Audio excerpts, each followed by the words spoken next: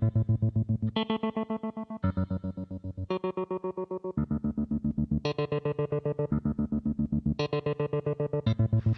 like I'm living in the ocean. Feels like I'm breathing in the sea. I'm holding on my forward motion when thinking what you meant to me, to me.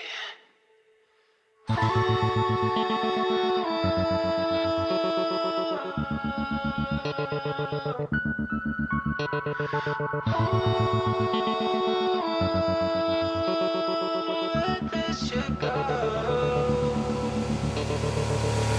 I'm waiting on an indication that you can finally rest in peace. I'm begging for an interruption when thinking what you meant to me. Where did you go?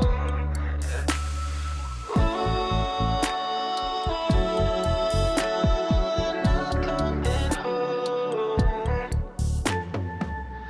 Feels like I'm living in the ocean. Forever I'll be lost at sea. I'm doubting all my devotion when thinking what you meant to me.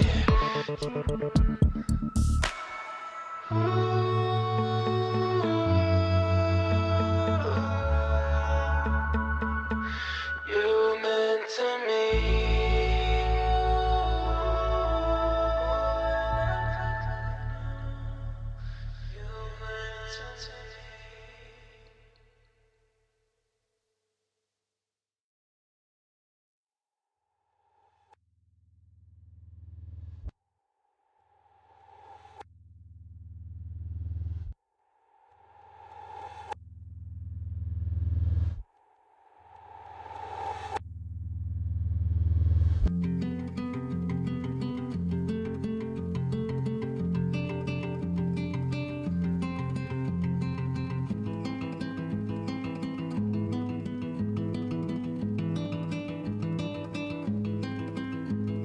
What is this light? Why does it hurt? Where is the warmth of the world? What is that sound? Why is it so loud? Where is the beat of the world?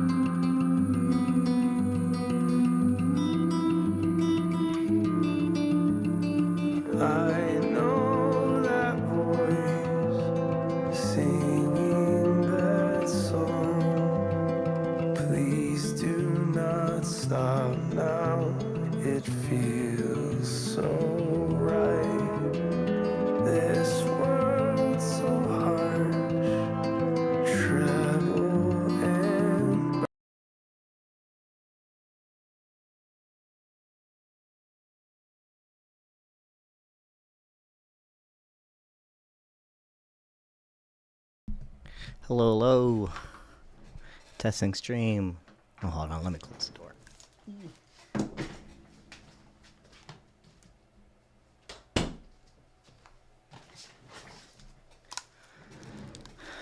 Okay, we're testing, we're checking things, seeing if they work. Let's look at the streams. Seeing if they work. Let's look at the stream. Seems to be working for me.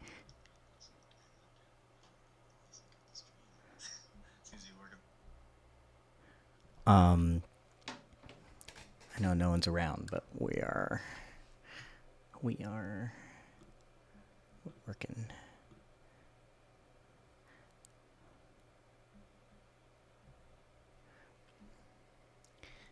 How do I, I didn't do a camera only. I kind of did a camera only. But not really. We'll just keep this. Just keep this for now. Actually, let's switch over. Let's switch over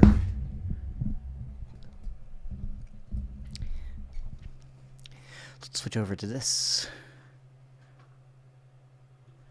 Transitions. Okay, welcome everyone. My name is Matthias. This is the office hours stream.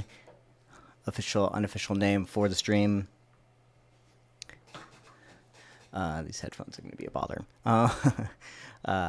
Again, my name is Matthias. I am a filmmaker, currently living in Los Angeles, and here I am, here to talk to myself, and only to myself, because no one's around, about what you see on the screen, anime, rock, paper, scissors,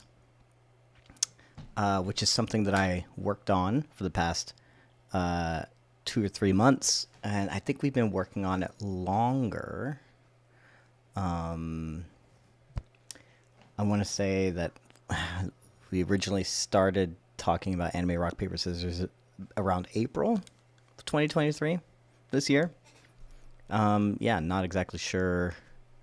I haven't been working since then. We did like an on and off thing. I came in like a little bit, couple days in there, and then I took some time off. I actually don't need these headphones. We took some time off, and then while they worked on other projects, and then I worked on other projects, and then they also had to basically get a whole lot of the major work done, the shooting and the filming done, so there was not a whole lot for me to do. So what was my job on Anime Rock Paper Scissors? Well, technically, there's not really an official title. We've kind of like made something up, something that kind of fits, maybe doesn't fit. I still consider myself more of an assistant editor, because a lot of the assistant editing stuff that you would normally do, like organization and syncing and doing plates and everything like that and keeping the timeline steady, that is pretty much what my job was.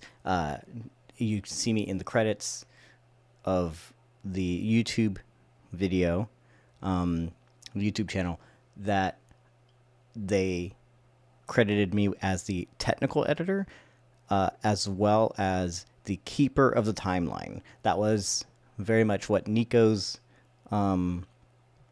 job was for me, and kind of the title that he gave me, because he had done it before on the first rock paper scissors, which I did not work on. I did not work on that one, and I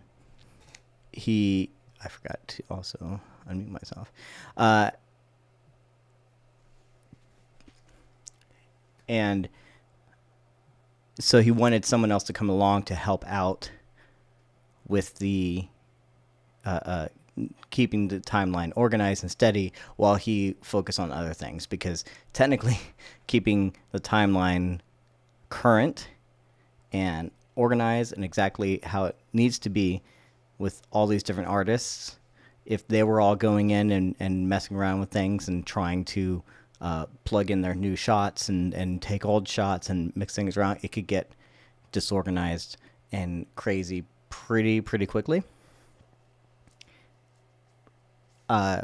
And with so many people touching the timeline, so to speak, you never really know like what's actually been done or hasn't been done. So having one person to make sure everything was, organized and no one touched the timeline except for me or Nico. Nico, if he was doing new edits, but as soon as I was in the office, he handed things off to me, and we went through the process of what the workflow was going to be. He handed everything off to me, and I just kind of took care of it, and he didn't touch the timeline unless a new version or an edit had to be done. And then for the most part, I was plugging in the new shots. I was giving plates to other people. I was taking these shots and syncing them up the way that they should be. And I was also taking these shots and creating the compositions that would eventually be the final shots. So when I get the shots, typically, first we have raw footage in there, which is them shooting on a green screen. And we take that, we have to do plates for that. We have to put heads and tails, about 10 frames each on each side of the thing, and we have to hand those off to the artists. The artists being Nico, Sam, Dean, anyone else who was working with the AI stuff, right? And later on in the process, we had to make sure to get as much resolution out of these plates as much as possible. So I would create plates that were either like squared or weird aspect ratios, as long as the person in the green screen didn't move so much. They could be like a super skinny frame, or if they moved a little bit, I had to make sure that they didn't break the frame, and so I made it a little bit more square. So getting rid of all the excess as much as possible in the green screen element before it would go to the artist. And that was something that I was handling and took a little bit of brain power, a little bit of math to figure out, and a lot of trial and error. But that was one thing that I was doing, from getting the raw footage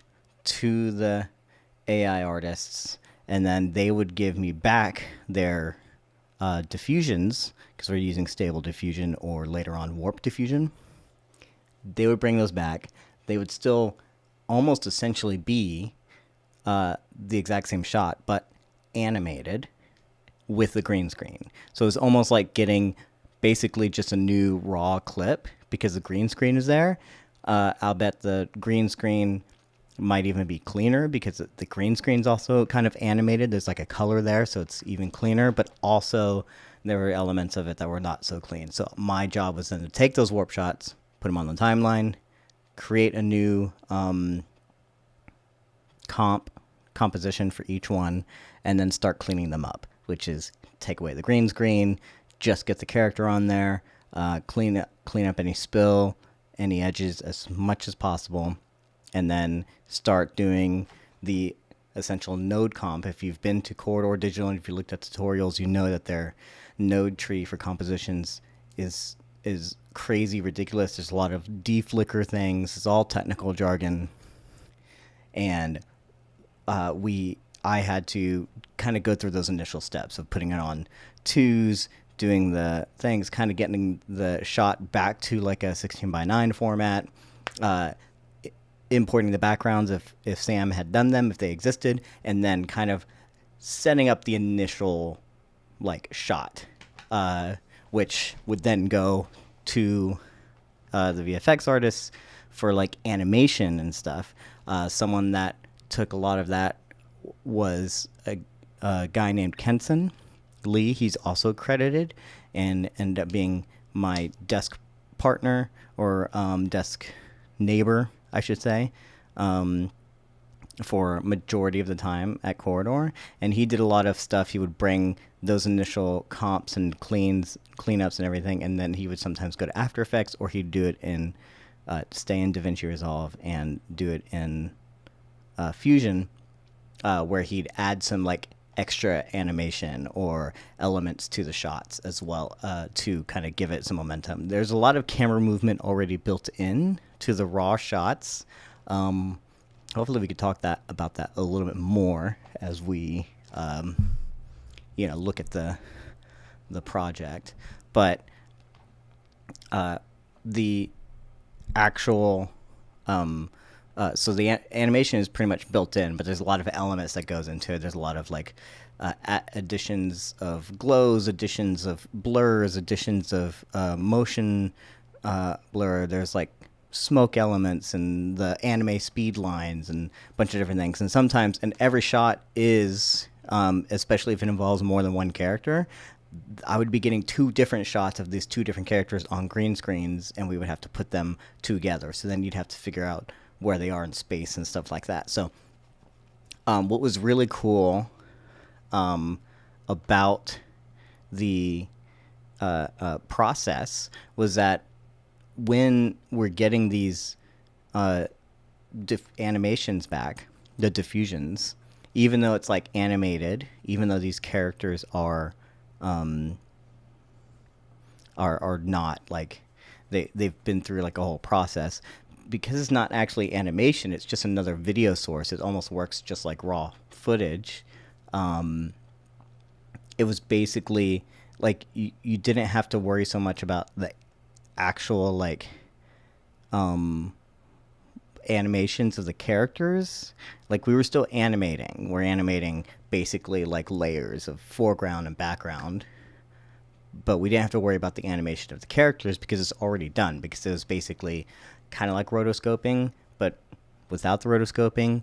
I know it's controversial. It's kind of like putting like a filter on things, whatever, but what was really cool is that it freed you up to just think more about the shot, like how to do certain elements. I kind of went crazy on my initial comps and like worked a lot with lens blurs and kind of these like aperture pulls. There's one of the shots that I had a lot of fun with where I just did like a really slight iris pull.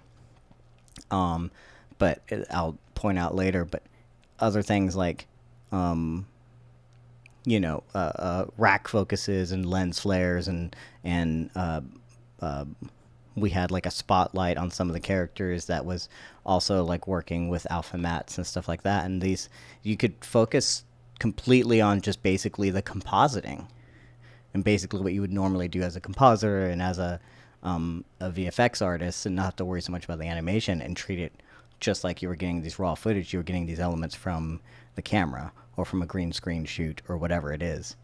And so I thought that was pretty cool to not have to be locked into certain things, and allowed you to free you up to do those stuff, and also kind of play around with certain elements that you didn't have once your pressure was off on actually doing other things. And we eventually got around to a process where we would take these initial shots, we would plug them into the node tree, and we do an export, which would be more or less the final shot, and we bring that back into the timeline.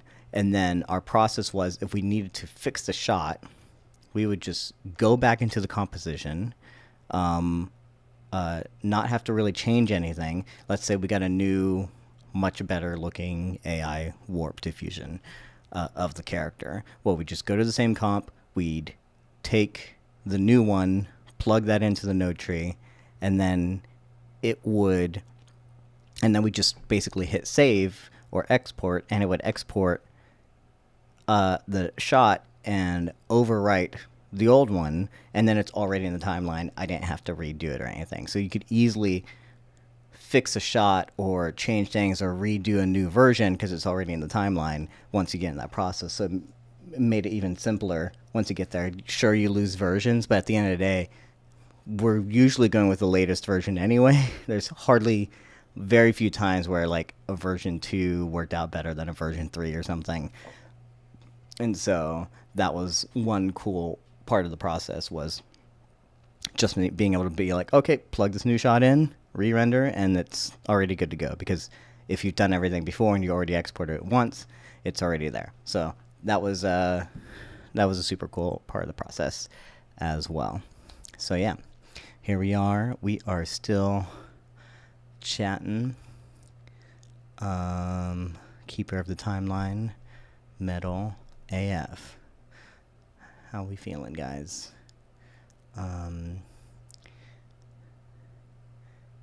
Excellent connection. I'm just looking at how everything is looking right now.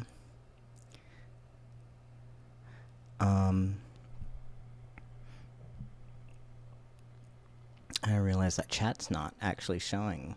I need to fix that. How do I? Let's see. Let's see if I can. Now that I understand how these things are working.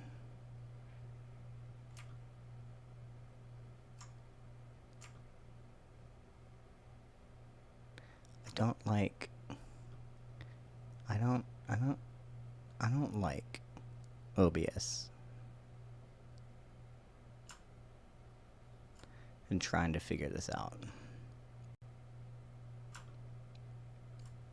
You know?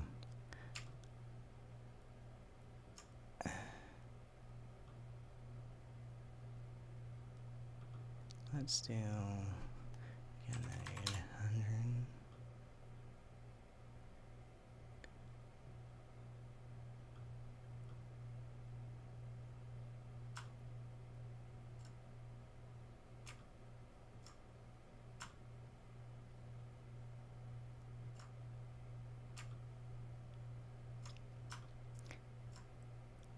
Sorry, every time I do a stream, like, things change. And it's real annoying how it does that. And I wish it wouldn't.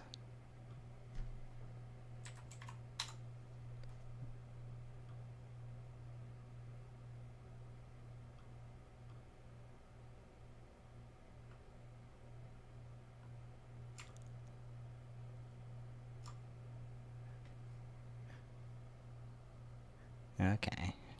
There, now you can see the chat in the little corner. I gotta fix it on the other one. Maybe, eventually.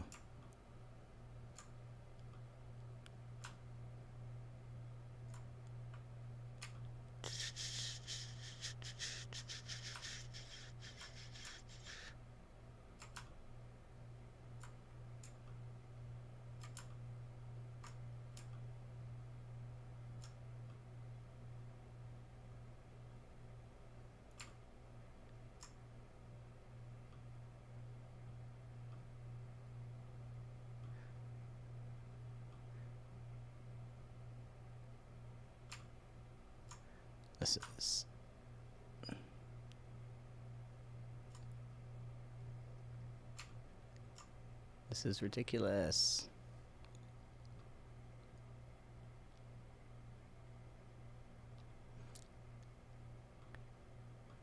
Okay, I'm gonna stop messing with it. I don't know how to. Guys, y'all need to tell me how to get this chat to work better. Because I don't like it. Okay.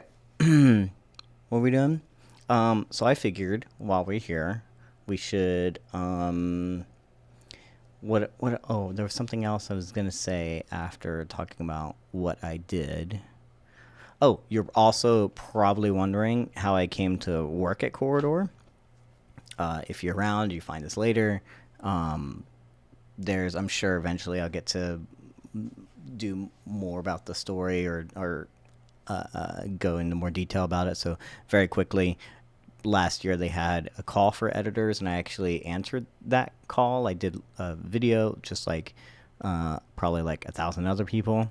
Did a video, downloaded the footage, submitted it, and I was able to, through that, get an interview with them, and they brought me in for a trial period last year. And then, long story short, I came in for Punch for Punch. I also got to work on that for a little bit while I was the fifth one, the one with The Witcher. Just did some interview stuffs, and then again on the anime thing. So I've only been going in and out, so you may have seen me in the background, may or may not have seen me in the background.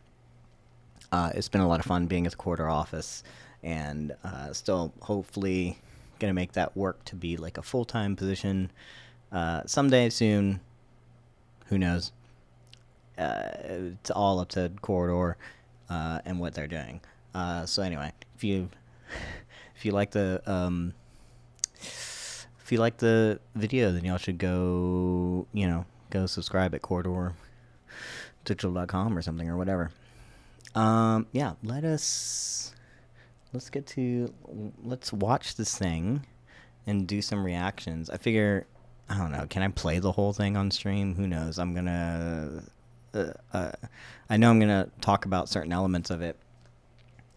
I feel like maybe I shouldn't play the whole thing. I feel like go watch it. If you haven't seen it yet. In fact, I probably can I change the description? Oh, I can. I can change the description. I need to find. I'm gonna put the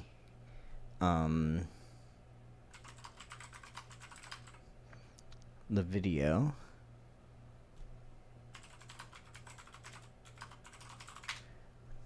Obviously in the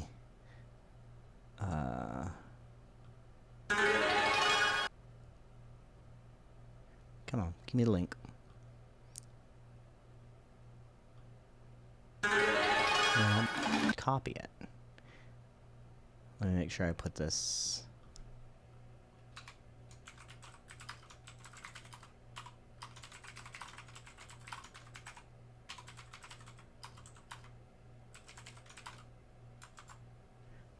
There you go. It is there, and then it's also gonna be here in the chat. Go watch it.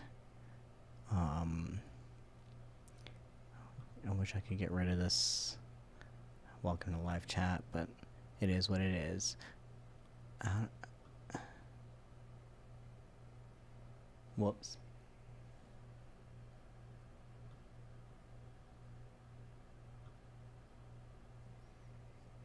I screwed up. Hold on.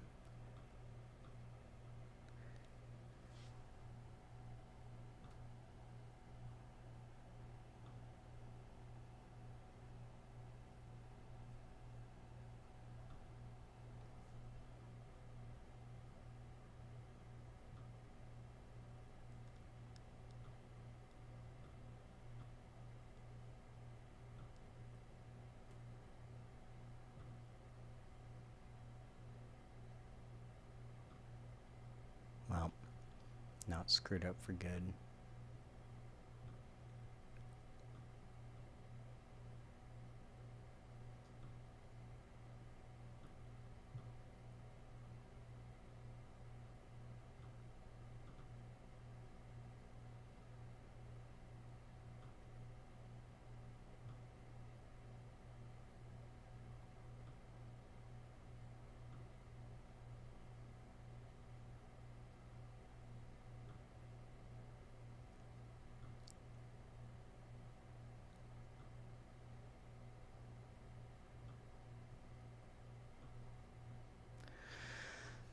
Well, this is annoying.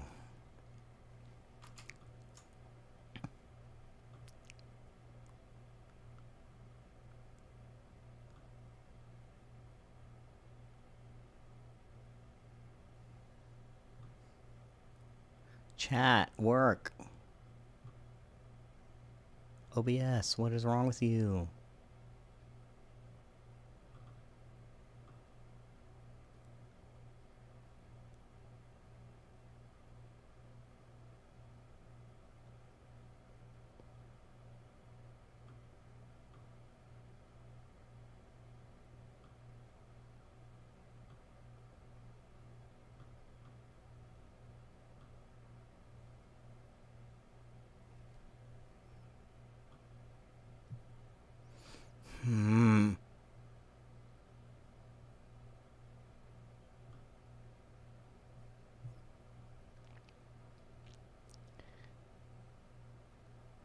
Okay, be right back while I fix this, because it's annoying me.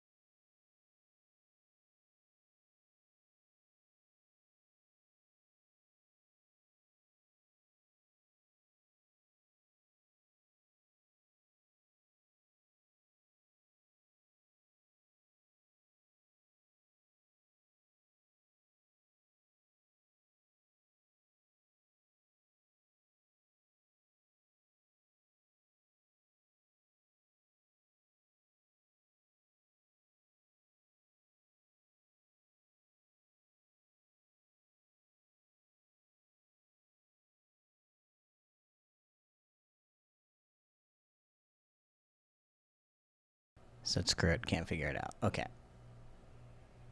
So here's what we're gonna watch, and then we will. What's going on? Let's watch it, and then we'll fix some things. Let me turn down just in case. And if anyone's around, let me know if the sound doesn't work for you.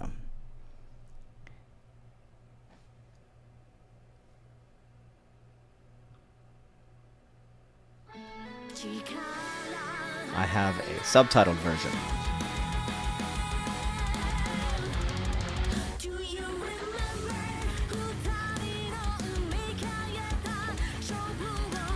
This song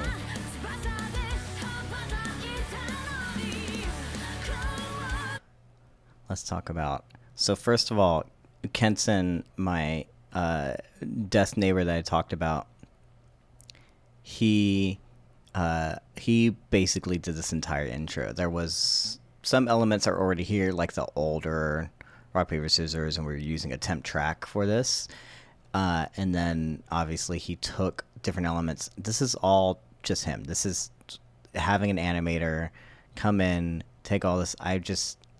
He's so good with After Effects, and he managed to do all this stuff. If you may or may not have noticed this, but you see the little bunny in the corner there, that has only slight significance if you see if you've seen the short. And I convinced him to put that bunny there. That's my little claim to fame in terms of this intro. Let's see. So let's keep playing and see what happens. Nope. I gotta click back on the. You got the coin. You got Gotoh. Father's grave. This is from the first one. A little bit added elements. Let me turn this down. You probably can't.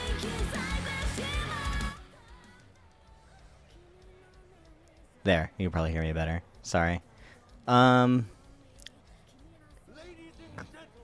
This is, I believe, Jonah doing the voice of the Herald.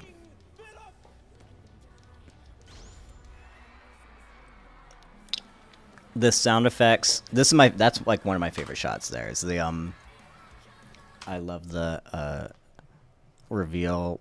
This is such a simple thing, but I love the idea of, I love going frame by frame here. You can see the difference for the little glow effects and stuff. That's just such a cool moment. This is technically a bad guy. He's well, I don't know. There's a protagonist and antagonist in Rock Paper Scissors 1, and then this one. What a great introduction by Nico. Of course, he gets the coolest introduction. But yeah, the song slaps. It's going hard. We got original artists. I can't remember their names. The credits are in the anime Rock Paper Scissors, and then the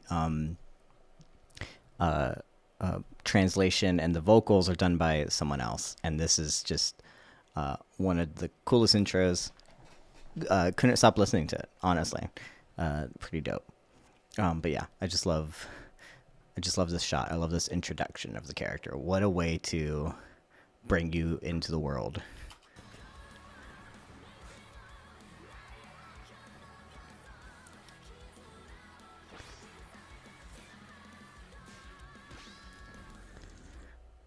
By the way, you're noticing that there's this is an earlier, a slightly earlier draft, so I might not go through the entire thing. Some things are changed a little bit. I snagged a copy with the captions. The captions I did too. So we originally had the song in English. Why is it not letting?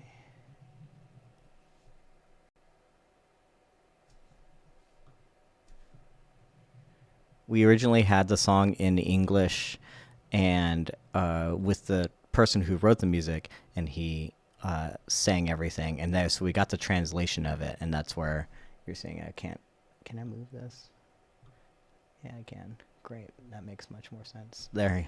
Um, and we got the. I just basically took the English, so I don't know if it matches to the actual Japanese. Obviously, they do sing a little bit of English, as happens in a lot of anime intros, which is just really great. This is one of the coolest things is that we got this our own basic theme song basically for this. And so yeah, the fact that it goes from English to Japanese, I believe. Not sure if it's exactly 1-to-1 translated, but we're basically taking the English for the captions, and hopefully it matches what's being said in Japanese. At the very least, we have the original intent, what was actually written by the artist. So yeah, that's what's going on here. And again, I did all the fun little captions, so I got to just add this for anyone who's maybe seeing this and maybe can't hear. And unfortunately, if you're on the live stream, you probably aren't listening to this. But if you watch the actual one, I love doing captions and I love trying to find any moments where I can to like add those added elements. And I looked at the sites for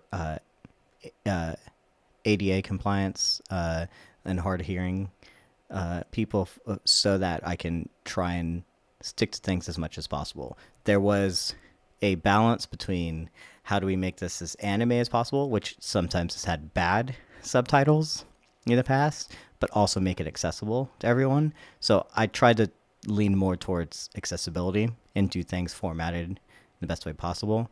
I don't know that I could have done bad subtitles. That just would have felt wrong to me. I don't know where I would have done that, but that's just a fun little thing is I got to do the subtitles and the captions for this, and I got to add little things like the singer growling right there, which you don't need, but it's fun.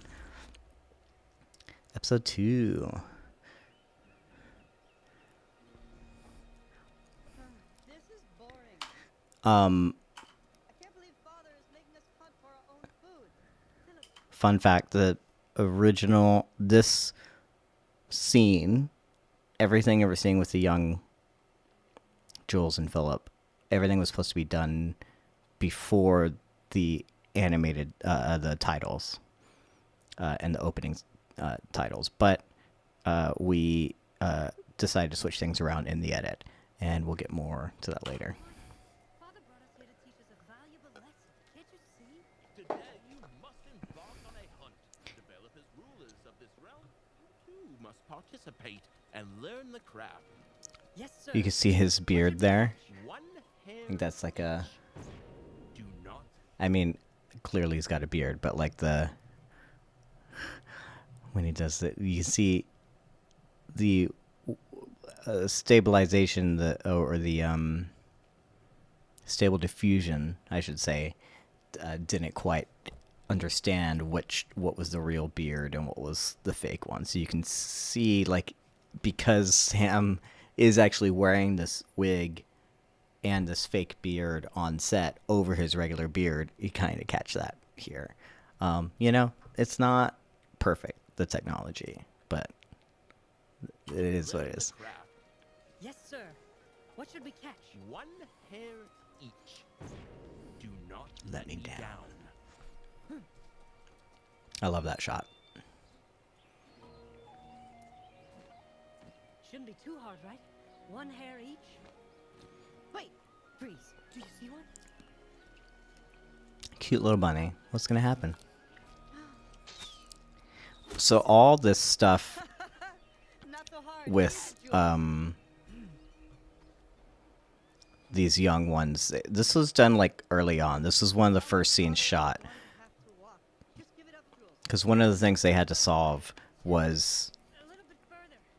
figuring out how to do these younger Afraid you'll let down. versions of the characters, right? And how the AI would We should head take their adult versions and then basically get you these kid versions. Like how would it work, And I know there's a Corridor vlog about Nico's beard, and obviously he didn't want to shave, especially because King Phil, when he's an adult again, he still has a beard.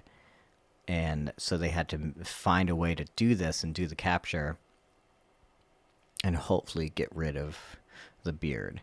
Honestly, as they figured out the process, and obviously they managed to get it to work, which you can see to varying results. Sometimes I think the next shot actually, the close-up shot actually, After all, that was my hair.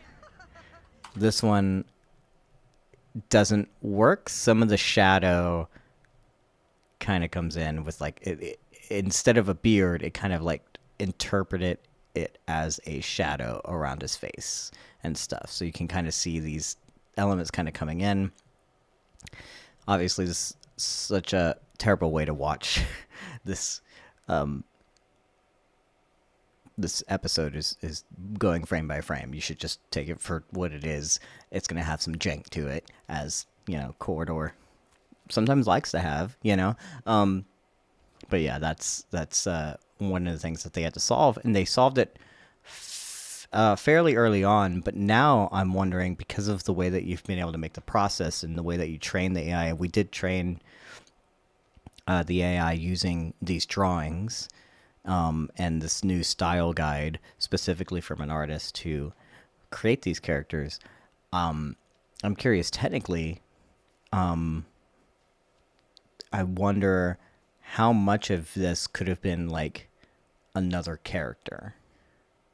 You know, like how much of this, like, could someone who was maybe clean shaven, once you train it well enough, can you,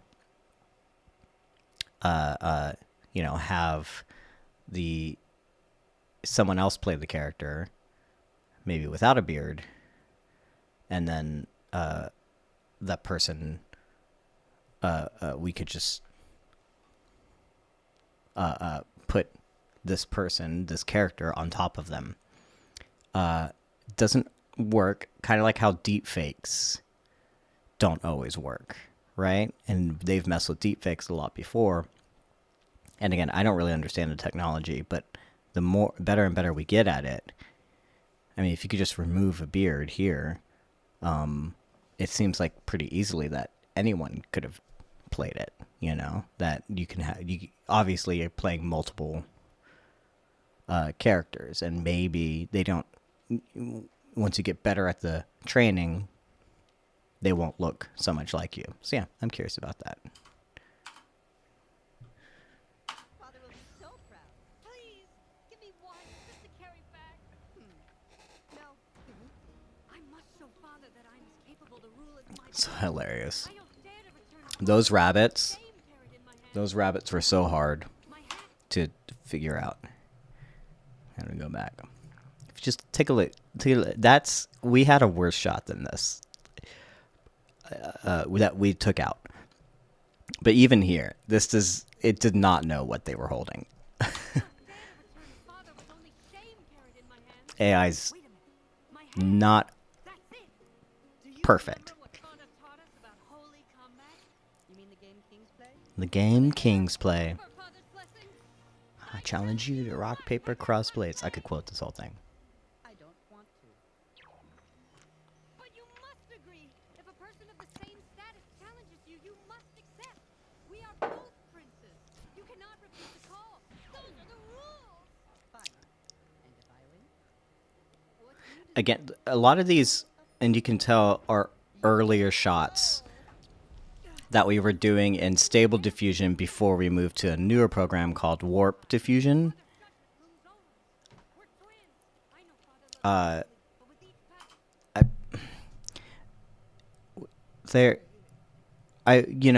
I feel like most everything kind of eventually went through Warp Diffusion, even some of these earlier ones, but you can tell like the shots, some of these that we kept are like okay, but like this shot was like super difficult to do, and some of these like later ones, this is just such an interesting, even that this is, I believe, like an earlier Stable Diffusion shot, but Kenson did an amazing, and this is what I want to step on, he drew this. I love this added detail. This is why it's great to have an artist and an animator on board, because he came in and knew the anime aesthetic. and he brought the shot. Probably created this cape. You can see how it breaks right here a little bit. But it moves so fast you don't know. He animates this background, the motion blur, everything, and then he takes the lightning and just 3 frames. 3 frames, he goes in with his tablet or something, and he draws these 3 frames. Gives you that like added little element. And I wish we could do more of those. I mean, once we get better at this, and once we have the more time, you can do things like this. You can bring that artistry back in because you're saving so much time, I think. But we were, again, learning as we go along. Now, this is an earlier Stable Diffusion shot. This one isn't the best AI shot. And we got better as we were going along. And, but it took a while to get there. But this one still works, and now that we have the process down, I can't wait to do more, in the sense that I can't wait for the idea of like just seeing how now the process gets more and more streamlined. It gets kind of easier. It doesn't take less. It still takes a lot of computing power, things like that, but then we can go in and do these little creative things. This is so dope. My soul for a single hair? But of course he knows he can wager so high. Father's judgment looms over us. We're twins. I know Father loves us equally, but with each passing lesson, I feel myself sinking further from his good graces. But what good is Father? Sam did all these. Without the Holy Spirit that binds us, I'll be worthless, doomed to roam an empty planet as an apostate when rapture strikes. What say you, brother? Double eyes. Double irises. 1, 2, 3, shoot.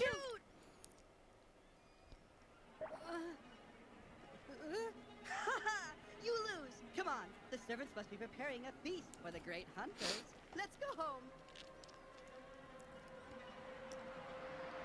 Everything you're about to see, Kenson Jules, are you did. unwell? You're so pale and haven't eaten a thing. And it's just so amazing. Just, Philip, oh my gosh. what has happened to your brother? Maid, the young prince has fallen ill. His soul is gone. His soul is gone. Impossible. Jules, my son. Jules. This is all Kenson. I don't even know how he managed to come up with this. This is the kind of stuff. This is like early on. This is our biggest shot for like the longest time, and it was just so amazing to see this in action. I love it. I love this skeleton, which I wish I had asked. Kenson was supposed to do this live stream with me, but was too busy, so we couldn't make it happen. I think he actually found an element and built this skeleton, which is super cool. There's obviously like CGI elements to it. Built the environments himself. I think the only real thing here the only thing that we brought in was the raw footage and Dean as young Jules. And Kenton just did everything. Before we move on, this is something that maybe I don't know, maybe Corridor would who knows if they would want me to say something or not. I can say whatever I'd like, right? I'm here. That's what you're here for. When we switch these scenes around, originally some parts of this ballroom scene also, I believe, nope,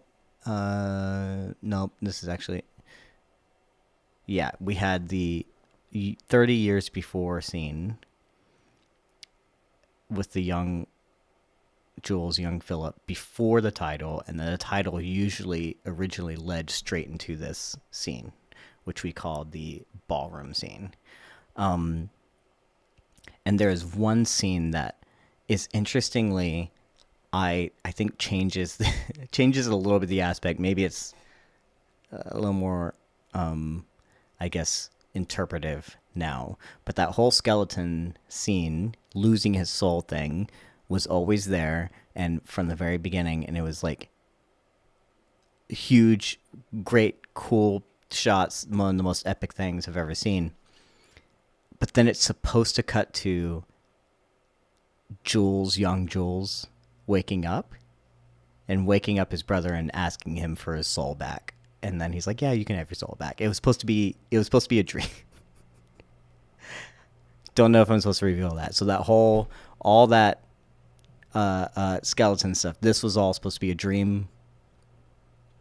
Technically didn't really happen because no one took your soul. I know I saw a comment on the original anime Rock Paper Scissors, the video on Corridor, that asked, or basically interpreted as like, it's funny how this was all basically how maybe Philip didn't really take his soul, but Jules took it so seriously that this is how he felt. And without the scene, without the knowledge that it's a dream sequence, there's an added element of like, wait, did this really happen? Did this, like, how seriously did you take it? I kind of like both. I feel like you missed the joke, I guess, of like, oh, it's a little overblown or whatever, but also like this idea that he believes that his soul was stolen by his brother when he was a kid, and we don't resolve that. It's kind of funny, kind of interesting.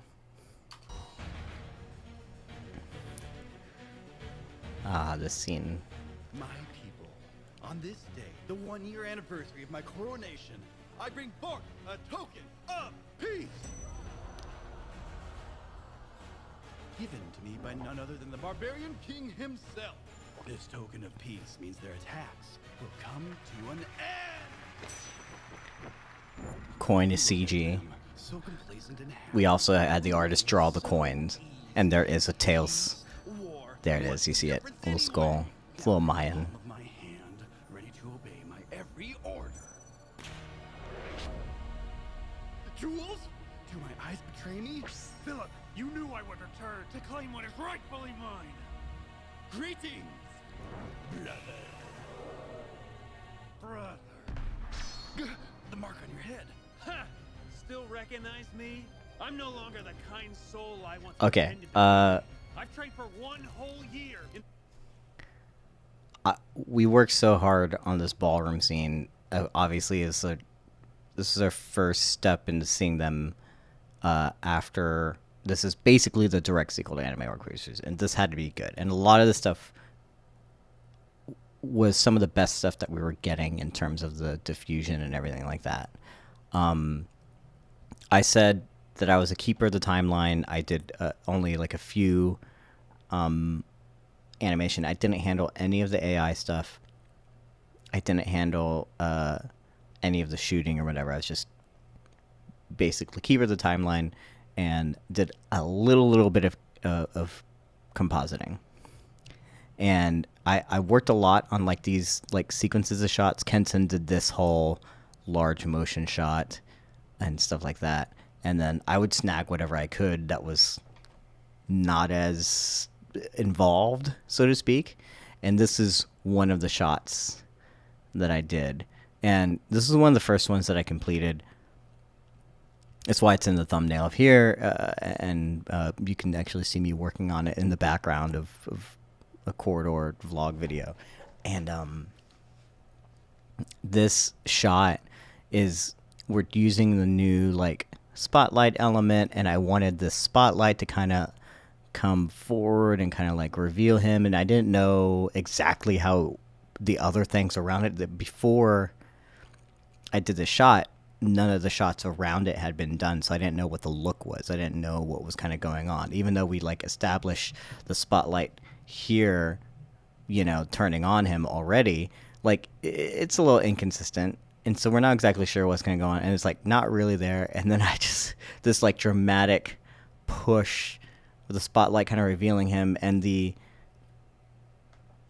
luminosity of the jacket there, like kind of catching the glow, was almost like a complete accident. But it all really works. And so I was really proud that, like, besides the crowd, I believe someone else had to add the crowd in there. It was just a blank shot before. I didn't know how it was going to be filled in the back. So someone obviously went in and added that element and fixed the shot.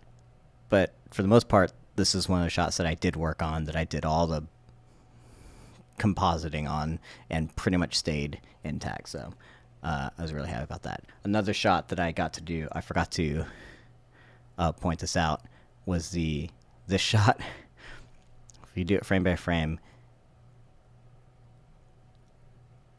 they took it out. So there's a slight, I talked about it. I kept it bright-ish here at the beginning, had that spotlight come on, and before the coin element was put in, it was just his hand holding nothing. But I knew that something was going to, happen there. And when that spotlight comes on, I did add like this little iris pull. Basically, the image getting darker, as if the camera was on like an auto iris element where, like it got too bright and then it had to compensate for the exposure. And so that's like a fun little element that I got to do that kind of stayed in there. You can't see in the background. It's like very subtle. If you look in the corner at the stars, right, you can see them kind of shrink or come more into focus. So they're like deep out of focus. Light turns on, everything in the background comes more into focus. That is also, like, for me, like this fun little added element of the iris pull, because when you stop down on the iris to compensate for your exposure, you have less depth of field. And so I added that like subtle element that is just super cool that DaVinci could do that, and that it stayed in there. We tried to keep these things subtle and like more in the animation realm, and not technically do that, because you wouldn't really do like real camera things, because there's not real camera moves, there's not real camera pulls, and like in anime mostly like everything is usually more or less in focus, But because we have this separation, I wanted to like add that little element of it. I wanted to have fun with it, and so that's just the tiniest bit of detail. You wouldn't notice because it goes by again like so fast. But that's one of my favorite things that I got to do on this. Given to me by none other than the barbarian king himself. Let's fast forward through this. We got through that. I did the coin. That was a fun little shot that I also got to do, still frames.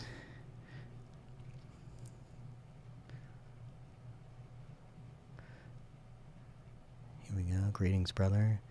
Brother, still recognize me? And here we're back to the shot. I once pretended to be. I've trained for 1 whole year in the Order of the Cross Blades. This is my moment. No turning back. I challenge you A Kenton special again. You dare refuse the call to holy combat? You must accept! Do you not remember, brother? We are no longer of the same status. I am now a king, and you are not. I need not accept challenges from peasants. But by all means, go challenge one of the servants. Maybe they'll entertain your delusions. Okay, this is such a good frame to freeze on, to shout out some of the extra artists that we had come on board. There's been some people that have been working in the AI kind of stable diffusion space. I don't know their actual names. I know them by their handles, which is Enigmatic E, which I believe is Eric, and then Kitra. And then, of course, Jan, which everyone knows from Corridor stuff. Jan came on and did some shots as well, along with everyone else, like Dean, Sam, and Nico. But we had this bounty system set up because we had, it's so many shots. I can remember the spreadsheet. We had close to probably like 400 shots on this thing. Like every new shot here, like this is one shot, this is another shot, this is another shot, this is everything here. This is all compositing. And VFX, typically you have to separate things by like shots and whatever, and how many shots you have, like this is out of the realm of possibility. Like I don't know how accurate this is to say, but I think that like the original Star Wars like probably had like well, it didn't have that much CGI in Ninja. I'm thinking of like later on, even the prequels had like a lot of VFX shots, but like the originals and like back in the day when we were first doing things, like we had more shots here, compositing and technically like VFX wise than some of the like Hollywood movies like early on had to do. That might be over exaggerating a little bit, but there's definitely like people out there who know like how many shots like things had to do. But that's how you break down these VFX things. And we had so many shots here, and compared to the original Anime Rock Paper Scissors, maybe had like 80 shots, I want to say. And this is like 4 times as long. And so we had so many shots to do. So we created this bounty system, and we had to I created the bounty system to, I took all the shots that we needed to be done. I put them in a new spreadsheet, and we created a new like Discord channel and invited only these specific people in. And we said, hey, these are the shots we have. I uploaded all the plates that we needed, as I said earlier about how to do the plates. And we set up a system where you could check out a shot, mark your progress and how you're working on it, and deliver it back to me, and then we would market it, and I'd put it in the timeline, give it for notes. And we had these 2 amazing artists, Kitra and Enigmatic E, Eric. They both did such an amazing job to take a lot of these shots and improve already on like what we were doing. And this is one of, I believe, Kitra's shots, and she had a tough time with this, and she was kind of a perfectionist on it, which was amazing. But even more so than sometimes some of the stuff that we were outputting. I wasn't outputting anything. But when I say we, like Nico and them, we weren't even doing that as good as shots, and she was like trying to be perfect about it. And there's elements that don't work, but she was coming up with like the most stable stuff that I would see. And then you get this like close-up shot of Nico, and it just looks so good. It's so consistent. Like, we were getting better shots than we had started with, and we were having to do less and less processing in post because of it, and it made it so much easier to just start plugging these things in. Which I guess is maybe not something you'd want to hear, is like how easy it was at a certain extent. It still took us like a long time to figure it out. There's still a lot of processing that goes into it. But the fact that like one of the biggest downfalls of using AI is just how inconsistent it is for video. Obviously, if you're doing still frames, you can get a pretty consistent, like a good image.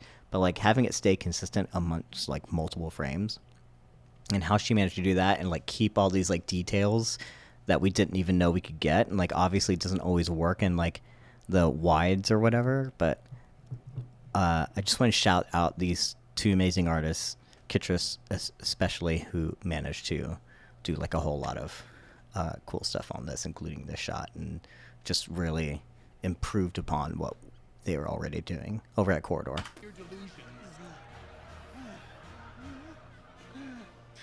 1 year later, and you're as cowardly as ever.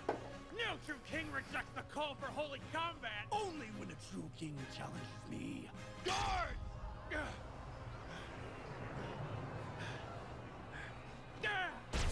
Effort. Him at once! Again, a little bit of a little humor. I know that I've seen I've seen this in either captions before in a weird way, and like it was like, what does that even mean? Maybe even in like captions for video games. Kind of reminds me a little bit of Ryan Reynolds' Deadpool when he says maximum effort, but all these like grunts and whatever, like sometimes that's the caption. It's just effort, and I loved putting that little Easter egg in there. After him at once! Do not let him escape! I want him in chains! My brother embarrasses me! Someone called this shot out in the comments, and I did this shot. I think Nico came and messed with color. He might have even adjusted some of the blur and stuff, but for the most part, I got to do the shot. It was super cool. So I'm glad that someone was like, oh man, that was like a really good shot that shows the process. It's such a simple thing. But again, you got an element of Nico, You got an element of Ivy, his actual wife, playing his wife, and in the background, everything's separate here, and you gotta bring in Nico and figure out like where does he fit in the frame with her, and like who's the focus. And I like just a simple shot. I'm glad it's cool that someone time coded it and called it out, and I actually worked on that one. But you saw what Exile has done to him. What do you expect? He's your twin, after all, and he's been through a lot. You have a kingdom to rule, not a score to settle. Elizabeth, my love. All these warp diffusions, again, all that detail. This is just all Kitra and E. Let us head home. We've had enough revelry. That hand was tough. That hand was, I don't even know. This is all fun. Dean worked on this. It is Dean's scene, and he basically worked on the entire scene. Everything, but now that I stand here, I'm filled with questions. Father, I need your wisdom. I have never questioned your love for me, but I begin to question the love of our Creator. Fate forces my hand to lose every battle. Have I been cursed since that rueful day when my boyish Folly turned into cosmic sin. Have I not proven myself yet? Fate, if you're really there, guide me, and I will follow. So dramatic. Animes. If I must be a king to challenge him, then so be it. I shall not see him again until I wear a crown of my own. I must find a kingdom in need of a king. I, King Gotoh, have come to avenge my kingdom. You have forced my subjects. This is it. This is why I came. Not submit. You raid my lands and then call your spoils for a token of peace. The only peace you brought to my people were quiet graves. As their leader, it is my duty to personally share your vision of peace with you. I can tell you that a lot of these Gotoh things, this was a tough sequence to work on, not only in terms of just the sheer amount that it was. Like, this is the most, right? But Gotoh himself, something about it, like, he was super hard to key. Like, he had so much spill, like, on his hat. The shadow of his hat just wasn't, like, it was super hard to, like, get him to work. And I think you'll see it. Obviously, the warps weren't always the best. There's just so much detail going on. I don't know why they weren't as stable. And, you know, we sometimes only had a chance to, like, do some of these once. You know, we can only really run through it once, maybe twice.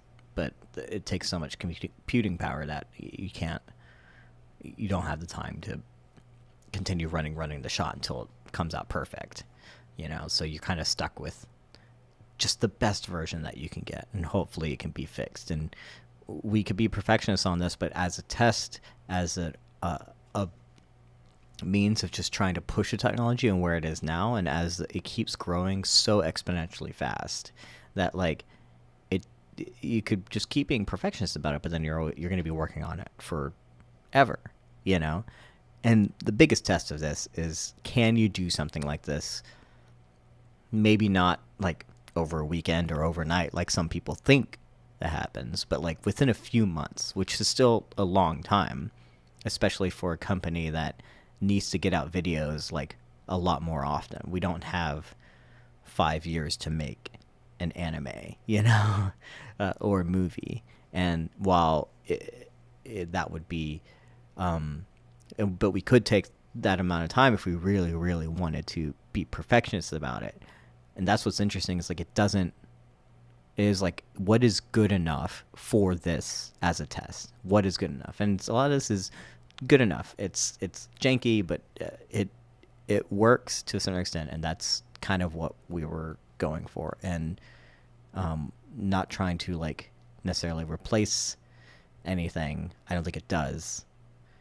I think Kenson mentioned it as well, is that, like, you almost need the same amount of artists to do something like this. They're just different artists. Take that for what you will. I don't know how most people want to say how it is or whatever, but that's kind of the gist of where it's at right now. Oi! Keep the doors closed tonight! King's orders! And Jordan Oi! Who goes there? Jordan Allen plays all the guards. She's just him, and just reused him for every single guard, which is hilarious. I am a guest of the king. No further guests allowed tonight. King's orders. Oh, really? I have written permission. Right here.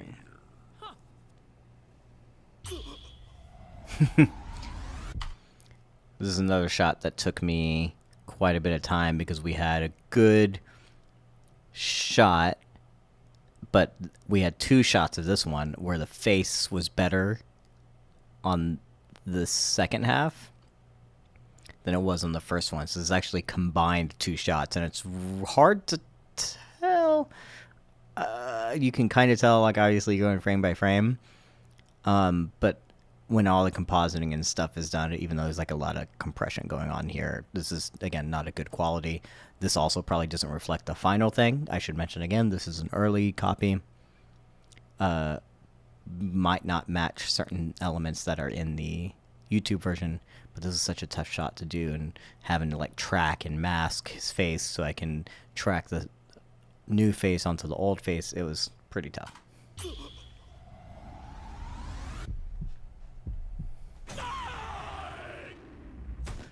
This is insane. Got him. I am but a vessel sent out to sea. Let the winds of fate carry me to my enemy, and let my enemy's lust bring their gaze upon the holy symbol of death, which I carry by my side. Oh, blimey. That was my last match. Looks like you need a hand. Do you need a light? Oh, I suppose so. Thank you. Here you go.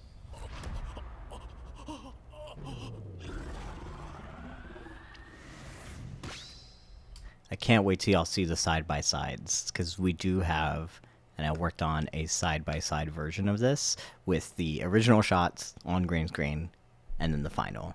And just, you can see the progress and like how this was like going from like one whole sweeping green screen shot around. It's like, it's amazing.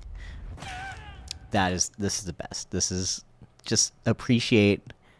Sam sometimes goes way too hard on things in the best possible way. Like there's this, look at this. This is some messed up arm stuff, but like that impact, the eyes. Oh my God. I just, hands off to Sam. Here's a good moment to mention. I know that this is, I know I saw this in the comments. International viewers, maybe not even just international viewers, there's probably people out there who don't understand the game that's being played here. Obviously, this is called anime rock, paper, scissors. And so these, like, the idea of these, I guess we'll call them schoolyard games. And there's a game that we've played in America that was just kind of, it made the rounds. Everyone kind of knew what it was. It was eventually, mostly you did it in middle school and high school. Mostly a bunch of boys groups too, where you would hold a circle like this.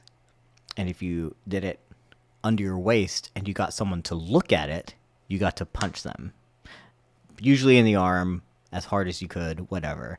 Like, the idea was to get them to look. And so you're constantly, like, raising your eyes, not looking at anyone below the waist. Like, and then someone would just, like, randomly get you. And it would usually be like, oh, you dropped this pencil. You just, like, whatever. And then as you're going to pick it up, like, there's a circle there. That's what's happening here. There are international audience members that I think did not understand that. Which I didn't even think about would be a problem. But that's what it means. Hopefully, someone that explained that to you, hopefully, it kind of like, for the most of us, I think it's kind of obvious. We know what the game is, and that's what makes it hilarious, because in the vein of rock, paper, scissors, this is also kind of the similar kind of schoolyard game. So can't wait to see how we round out the universe and what these powers are. Got him. A barbarian in the castle? Stop! You're under arrest! Fine. Put me in shackles. And he got them both. Barbarian king? Elizabeth, look me in the eye! What's happening? Let your eyes gaze upon me, and nothing else. My eyes gaze upon none but you, my lord. Yes, but if you falter for even a moment now, it will spell your doom! Your judgment is upon you, King Philip. Gaze into the symbol of death and die with honor. Does he think I'll give in to his little trick? Ha! Clearly he's never faced a mind like mine. But Elizabeth, sweet Elizabeth. All this is Sam. Her heart and her mind. We still don't understand how he did some of Her this. smile brings effortless delight to all who are graced by her presence. Like a butterfly, she dances upon the air, but also much like a butterfly can be blown off course by even a gentle breeze.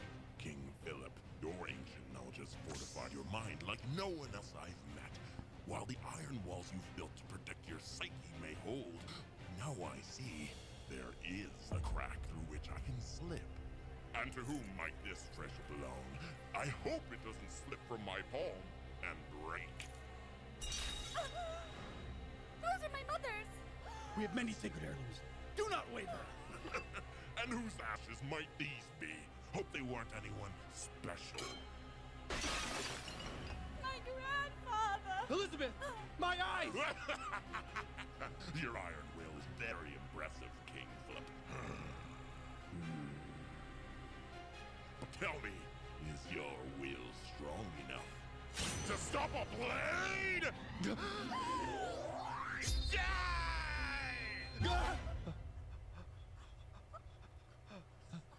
Got him.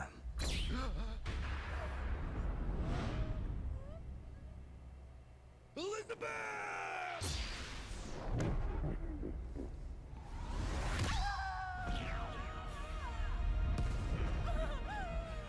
Now let your final gaze fall upon your dear queen. Ha! I should have never underestimated him by luring Elizabeth first. He's put me in an unwinnable scenario that puts my very humanity at stake. If I follow my heart and look at my faithful wife, therefore beholding the symbol of death, I'll be luring my conscience away from the mental fortress I've worked so hard to build. We call all this the Mind Palace. The brick wall protecting my psyche and my mind and heart will become impenetrable. Again, Sam worked on all this. This is what he did. I will lose my last shred of humanity. Open your mind, Philip. Let it all in.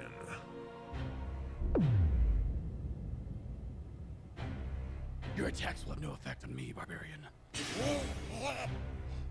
My instincts remain razor sharp. But your wife, This is a shot I got to work on, and this is look, have you no heart? this is a lot of fun because I mean it was tough. Again, we got two different elements. What's a lot of fun is like both of these actors are on treadmills that were like basically spray painted green. And in the footage, like they're both captured as separate elements. Sam walking backwards on the treadmill and Nico walking forward on the treadmill. So captured as separate elements, and then you have to put them in, you have to do the background, you also have to do the foreground element, and you have to make everything move. This is subtle stuff that is hard to like you just kind of have to like know and figure it out, right? You kind of have to like look at it, observe, and be like, are they moving right? That kind of thing. And then the hard thing was like also like I think initial shots, I was like, I'm trying to figure out like how big Gotoh is supposed to be huge compared to Philip, but also like Philip, I wanted the eye line to work, and technically if like Philip kind of doesn't, you don't really see where he's looking, but like maybe he's looking at Gotoh, but like, or he's just looking at his chest. So I didn't want to make Philip too small, because otherwise, like, what is he looking at? And so it was really hard to figure out like what the size was going to be for both of them, and then figure out how they're going to move. I don't think the treadmill actually worked for some of this, because like when they're moving or their feet are moving, but the ground isn't moving, it's a weird kind of floaty thing. But also, figuring out their size, I end up just making Gotoh bigger, so he like takes up more of the frame. So then the eye line still worked, and then we added this a simple node of camera shake that really brought it all together. And I'm glad, I'm pretty satisfied with how this shot kind of came out. Again, a lot of work in the compositing side just to make it such a simple thing to move. And this is the thing where your animation can break if certain things are not working. There were some shots that where they were like a little floaty, stuff like that. And when people are moving, I don't want them to feel floaty. I want it to feel like they're actually moving through space. And it managed to work. It managed to get the size a little bit correct, so their eye lines work too. Cookies are stronger than your lure. You are powerless against me. Guards, put on your blindfolds and restrain this intruder. I want his hands covered in iron, never to be seen again. Please! What? Someone, please! What have I become? I'm gonna stop it here. Again, you have all these like credits, end credit stuff. I don't. Let me see real quick. I don't.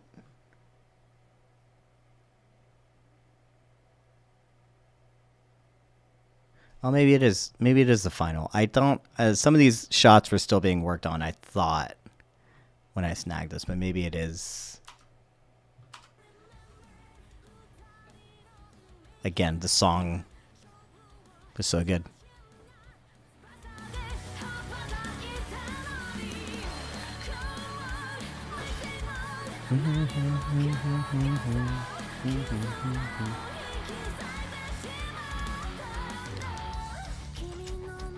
So this is all supposed to be end credits scene where you were seeing what happened to them after the fact, and we're doing a whole basically season of story in just the credits.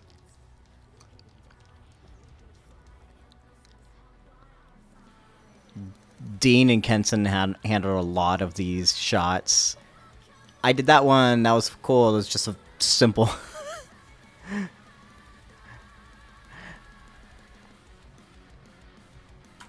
Okay, again, a lot of these were handled by Kenson and Dean. Just really cool, like little animations. These are basically still frames, so not a whole lot animation going on, but like the added elements of rain and whatever. And Kenson will bring in this shot, for instance, and he'll cut out every single boat, and he'll use generative fill in Photoshop to fill in the waves in the background and fill in the spaces where the boats are gone, and then he'll animate it, and then he'll put this like glow into it. And like there's so much work that goes into just like a still frame shot. Like this isn't just a generated video. Like he had to like animate everything going on here, and it just works.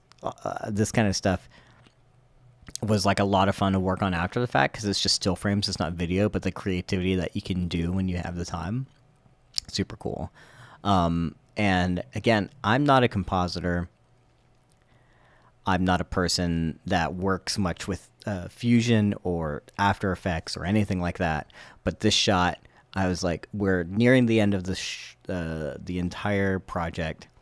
It's my last couple of days, and there's not a whole lot for me to do because most of the shots have delivered, stuff like that. So I want to help out where I can. I want to try and do some compositing. I've been learning a lot of compositing while working on anime rock, paper, scissors. It's been such a cool process, cool place to learn. And then I was like, let me take just a simple shot. And I took this shot of the hand, and the hand is holding nothing. So all I had was the hand holding nothing, and then the background is, just kind of from, it's a background that was generated I believe all these backgrounds, most of them were generated with when I think Unreal Engine, and then given like a little filter for this kind of like anime kind of style, right? And I took that, I had to find the coin element, and I had to learn a whole lot of like masking and Fusion's different because you're working with nodes as opposed to layers. And if I was working with layers, it would have been super easy, I think, to figure it out. But I had to keep looking at Kenson. It's like, okay, Kenson, this is what I want to do. How would I do that, right? So first I had to take this coin element, which was a 3D element, and I had to like make it a still frame. I had to find the right angle for it to sit where it looks like it's in his hand, right? And then I'd put that in his hand, and then I had to create like multiple copies of this coin element and do this masking of a fake shine, and then add a little lens flare element to it. Just for such a simple shot, this took me like 6 hours. Just to figure it out, because I don't work with Fusion. I'm not a compositor, and that's why I'm playing it back and forth, because I'm so... And like, look, the sound effect that Kevin added, Kevin, who did all the sound brings everything together. I'm just so happy that like someone looked at the shot and they're like, it's good, we don't need to change a thing, and then sent off the video. And then Kevin was like, this needs a little sound effect, and he added it. This is so gratifying to me. I do not know how to express to you that I'm so satisfied and so happy that this shot is... I took it, made it what it is, tried to like animate this glow in a way that made sense, and it can be better. I'm sure it could be, but I'm new to this, so it's basically just a line going through, and being maxed out, and then adding all the elements to just make it work. And that's what we have. And yeah, super satisfied. And I think, I mean, honestly, with that,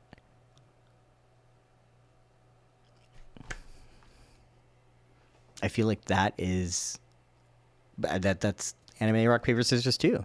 I know we watched it, we went through it, and I talked a lot more about some of the shots that I worked on, more than I thought I was. But there it is. I am super happy with that shot. Yeah, I wanted to spend this time to kind of react to it, talk about it, and give my thoughts on everything. I know it's been like hit or miss. Some people out there have had a lot of questions. I think also, like, let's see if I can go through the video. Where was... Oh, because it's in the...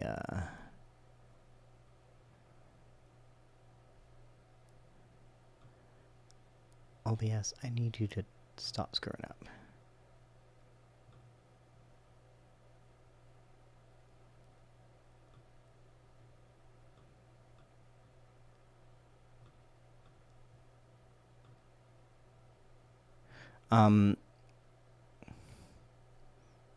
Where's our link? Oh, there it is.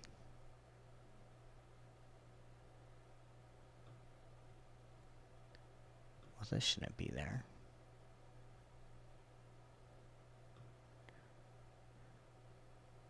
Oh, of course, I have it.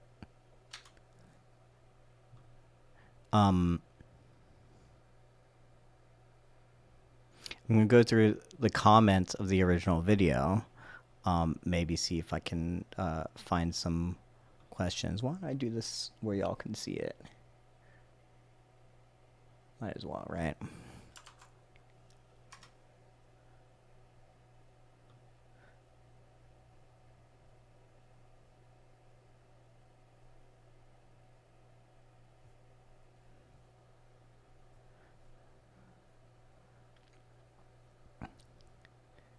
Oh my God.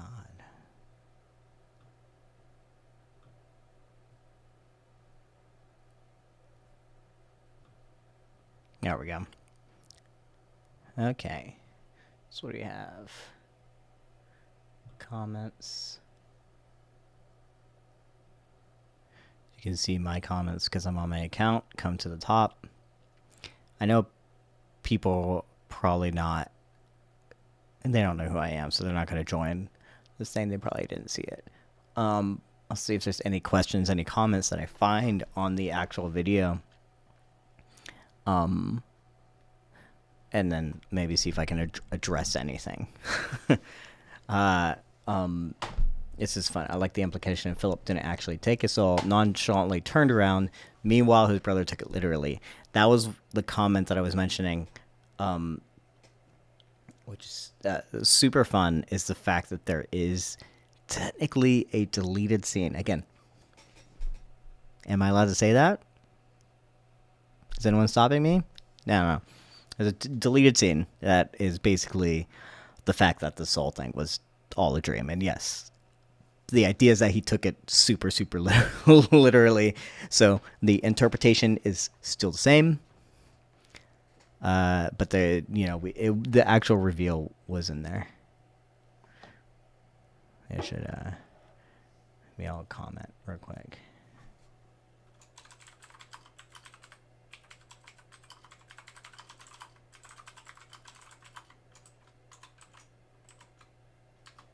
There's a deleted scene that confirms this. I'll say that. Nothing else. Barbarian King got me. Watch anime of this. JoJo level of... I've never actually seen JoJo's Bizarre Adventure. Do I need to? Who knows? Rock, paper, scissors for soul. Wow, that escalated fast. Everything is like... all the proof of how this has improved since the last one is in the Barbarian King scene, with Sam playing the Barbarian King and the Gotoh sequences. Everything with that character and how far this has come was not... I wouldn't say... I can't say for sure because I don't work with the technology personally myself. But... it wasn't possible like a year ago. And you can see the improvement because the very first stuff that we worked on was the young Jules and the young Philip stuff, which comes at the beginning. It was almost tough because the worst parts of the anime and the animation, so to speak, comes in the beginning of the piece, and you don't want to, throw people off with the better quality stuff and then only have the good quality later. And so that was tough. I'm glad we kept the scene at the beginning, and it almost works as a way of like showing that improvement in real time. You can see as the piece progresses, scene to scene, how it got so much better. And the Gotoh sequence is just a big culmination of the fact, which is also why it's hitting so hard. I mean, the storytelling, everything that Corridor puts into their stuff is already like, that's what they do so well, is like the writing and the storytelling and the like way that they capture their way of doing things. That's why people like Corridor, and that's why people have come to it. And I think that's what works. And I think if it wasn't for that element of storytelling, an element of capturing that little zeitgeist of whatever it is, no one would care about this. Absolutely no one would care. There's a shot that they were talking about, the walking scene across the screen. That was the one that I worked on. That was really cool. Again, I just did the compositing, and that's, the scenes are shot. There's elements that go into a lot of these scenes that like are already like baked in. So you already know kind of what you're going to get out of a shot because it's already been shot. These are shot on real cameras with real camera movement a lot of times. Sometimes static, and then we add the camera movement later. But for the most part, it's already kind of built in, so you kind of know like what you're getting. You're just sending it off again, like as you would a VFX. You get the shot from the footage, send it off to VFX artists, and you bring it back. So when I say I worked on it, I didn't like create the shot, but I did kind of help finish it out, and did like the majority of the compositing there and cleaning it up and stuff. And so again, a lot of work on the back end, but it's a team effort.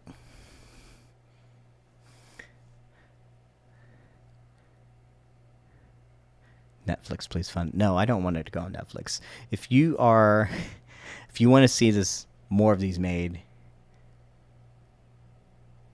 you got to subscribe to corridordigital.com. If you want me to be a part, if I'm going to get to work on this again, I would like you to go subscribe to corridordigital.com, because the more subscribers they get, the more likely it is that you're going to get another one, because we need people to want it and want it enough. This is kind of like our way of crowdfunding, is putting those little bit of dollars and us being able to make things that people want, right? Is unfortunately like the element of things, like we are paying people. I know it's kind of there's a lot of talk about like AI taking jobs, or we still, people were hired for this, and we are paying people, and Corridor is a business in order for us to even make these and to hire the artists and to continue hiring extra people to come in and do things, because we did hire extra artists to come in to round out some of these shots. You gotta subscribe.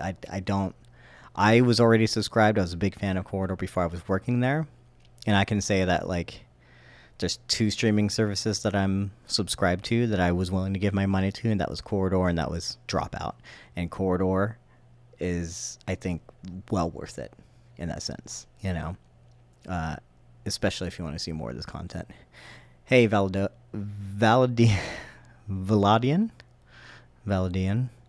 comment about the live stream, comments to the original. Great. Glad you're here. You might want to watch this. I just did a whole breakdown of the episode, kind of more or less about like the shouting out like the process that went into it as much as I could. Obviously, if you have any questions, feel free to let me know. I'm just trying to see if I can find anything within the comments now to see if there's anything I can answer.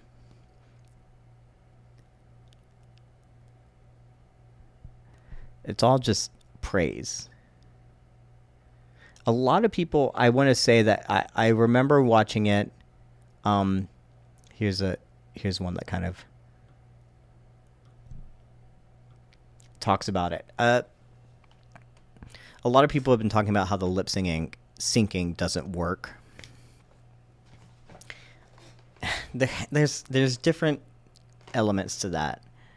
It's hard to say where in the process it's kind of not working, right? And again, I don't know what shots you're looking at versus the ones that I've looked at every one of them, right? Some of them work, obviously, some of them don't, and it's fine because it's anime. It's a weird thing, right? So they do the voiceover first. The voiceover goes into filming, and they basically lip sync when they are filming the original shots over the whole thing is edited with just the audio and text originally. You kind of get the idea of the story, the structure, which is very, very interesting. It's basically like a living version of the script.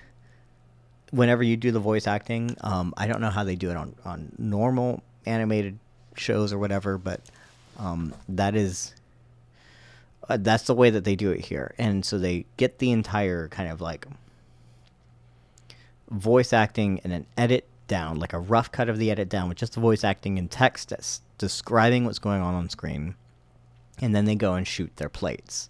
And they do everything in camera, and they play the edit and with all the voice acting that they've done, and they lip sync to that. And in the first one, it was more apparent. In this one, they kind of did a mix of both, I could see, but they talked. They just opened their mouths like that, as if they were talking. They really didn't try and lip sync perfectly because they knew that just like anime, it's gonna be like hit or miss, or the acting is gonna be it's kind of an anime aesthetic to kind of not always be lip syncing, right? And animators don't animate mouths anyway, so they're not always perfect. And especially when you're getting a Japanese lip synced, I guess, anime, and then you're dubbing it to English, you also get like the thing that kind of doesn't match. So it was never meant to match in the first place. That's how it kind of does. Then it goes through diffusion, warp diffusion, and it will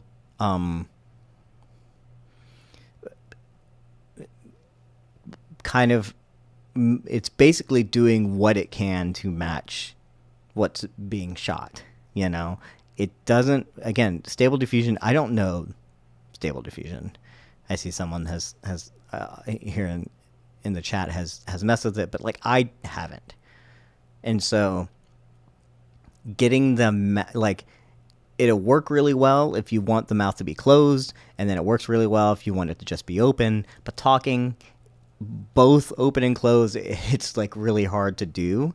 And so we kind of just had to go with like what worked a lot of the times, and like do like a mix mash of the two. Like I don't know how they did it, but like it is mostly like that is like one of the problems of stable diffusion. But it was also the added element where their lip syncing wasn't always in line with the lip syncing that they had already done when they originally shot it and when they originally did the voice acting. And so that's a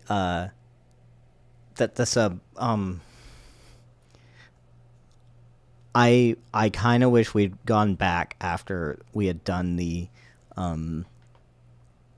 stable diffusion passes and gotten to the final shots, and maybe redubbed some things, maybe did like a little bit of ADR to match the lip syncing, because I think it's something that probably could have happened. And maybe now that we're seeing all these comments and stuff, if there is a next one, that's something that probably people can we can work on, and we can actually go back and it's just a little tweak, it didn't need to be perfect, but if it is something that people are calling out more and more, then it's understandable that people would want to, we can go back and fix it, I think. At least I don't know if we want to fix it, this one, but the next one for sure. It's amazing how much of the jank it can be and is embraced by the community. Everyone loves this barbarian king, which I agree.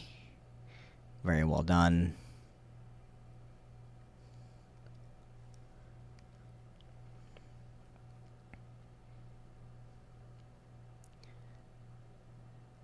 Everyone's just, there's so much praise, not a whole lot of questions.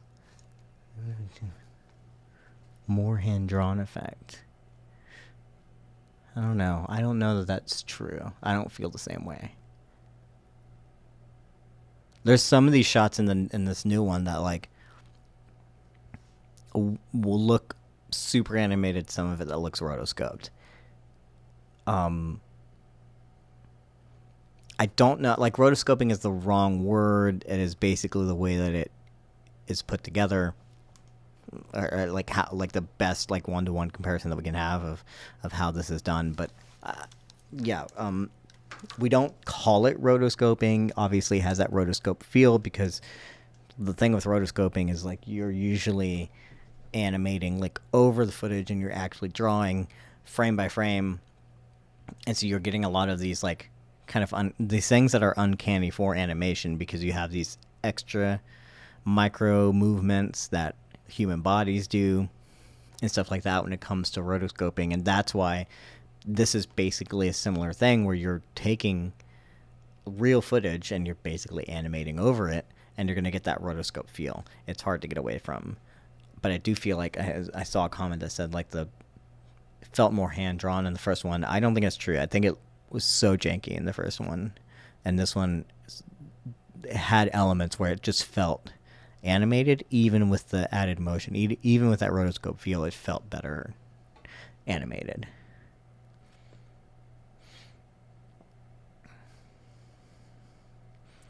I expected to see a lot more terrible comments, things like that. Brown beard on the white, we talked about that earlier. So funny. AI is only getting better. It got better as we were making this. If you go listen to the podcast from Corridor when they talk about making this, it got better as time went on, and there were certain things that were like getting released, and there was something that was released, I think, the day we finished this, or the week we finished this, and it would have been like so much better for the project. But obviously, like, we started this many months ago, when some of the technology just wasn't really there, and it's you can only push things so much, unless you're going to redo the entire thing, which we weren't in a position to do.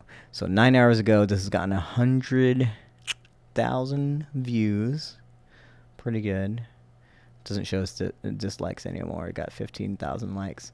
Not bad. 9 hours. I can't believe it's only been 9 hours. I've watched this so many times, guys. I don't know how to tell you. I've gotten this entire thing basically memorized because I worked in this edit for so long. It's not hard for me to watch, but the more and more I watch it, I was like, I got more and more like, oh, is this even going to impact people anyway? You know, so I'm glad people are loving it, and people are seeing it for the first time. Like, I've been dealing with the epicness of it for a while, where I'm like so jaded by it by now. Yeah, everyone on Twitter was pretty disappointed with the first one. That makes, you know what, it made sense. When this came out, we were in this AI element, and the artists were in the midst of their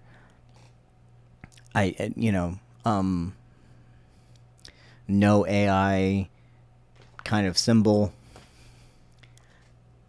And so, yeah, I understood. I was very much like empathizing with artists. I don't want to speak for Corridor or Nico or the people who make this. I'm just a person that was hired to work on this, and the fact that like it created a job that I still needed another person, for me, is like a blessing to me. So I'm like, okay, to me, it's not taking away all jobs, but also I understand the concern for most things. I will say that one of the first things that happened here was they approached an artist to get stuff going on. They wanted to train it on their own models. They wanted to train it with an artist that they commissioned for this. Now, the art style that he came up with was used to train the AI, and the AI didn't exactly copy the art style 1-to-1. So it's hard to see his art style, but it's very much like a presence within the entire thing. Like, if it wasn't for that, then a lot of like what you saw like actually wouldn't have been possible. I felt like almost limiting it made it so much better. So I think that's one of the first things that they tried to do, was to bring in an artist. I think that was a smart move to make. I do see where, it's not, it does make so to speak, animation easier, but obviously doesn't make it good. Like, obviously, there's still a lot of jank to it. There's a lot of problems with it.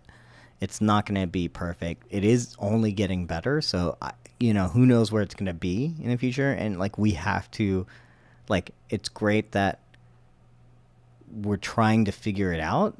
I'd like to understand the capabilities, so I really understand, like, what is the thing that we should be. I think it should be regulated. I think a lot of things, technology has been, and other people have been, like, taking jobs from other people for, like, a long time. I think in the hands of the wrong people, I think in the hands of executives, people who are trying to cut corners and stuff, in terms of story and all that kind of things, that's where it becomes a problem, because they're wanting to take away from artists. But, like, nothing is going to take away from, like, an artist's ability and their 12, 15 years of experience of being able to take something and do something with it. Like, I do think there's some ethical things that need to be figured out, but, so it's a little bit understandable. But I think Corridor tried their best. You should definitely watch their video on it, because they're trying to do things as ethically as possible. It's the Wild West, too. It's really hard. It's really hard to figure it out, work with it. That barbarian hat that you're mentioning is, I believe, like, the biggest hat that they could find. Specifically was inspired by the, like, Vampire Hunter D aesthetic. Again, we didn't train the models on Vampire Hunter D this time around, but we still wanted to costumize. So he wore that hat. There was a hat and a vest that he wore, and of course, like, a muscle suit. And he tried to come up with this character that fit within the world of the Vampire Hunter D, which, wears that huge hat. But, oh my god, that hat was so hard to key out. I was surprised at how often that was, like, the hat was giving me problems, and I don't know why. I really don't know why the hat, of all things, was the problem child. There are other elements within his costume that was also giving her. I think it's because, like, it just picked up so much of the green, which doesn't make any real sense. But, like, it picked up enough to where the AI brought in more green and, like, added that into the hat, and then it just became just hard to key those things out. Plus, like, all the buttons that he had was always reflecting, like, green screen, and so those would turn green a lot. AI is not perfect, but that hat gave me so much trouble in the edit. But I'm glad you liked it, because that aesthetic was really what they were going for. There was when we first generated some test images with the costume and trying to figure out how to get the style of Gotoh, so you knew, like, what consistency you needed. He looked like, the first images looked like the Undertaker, which was, like, perfect for what was going on, and we were basically just sharing memes in the office about that. So that was super cool, super fun little tidbit for you. Again, hated that hat. What